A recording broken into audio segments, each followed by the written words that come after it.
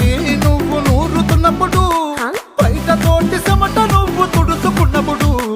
దండాన నీ సొక్కారేస్తున్నప్పుడు, నీ ఒంటి వాసన తెగ గుర్తొచ్చినప్పుడు,